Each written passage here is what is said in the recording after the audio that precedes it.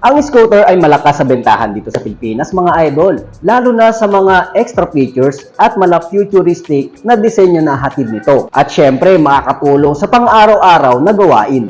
Gaya ng brand ng Honda ay meron silang tatlong type ng scooter na pareho nga silang madaling imaneho, ngunit meron silang iba't ibang katangian at karakteristik na taglay. Kaya sa video na ito mga idol, ay susubukan nating alamin kung anong motor ang sulit at masasakto sa pangangailangan mo at naaayon din sa iyong katangian.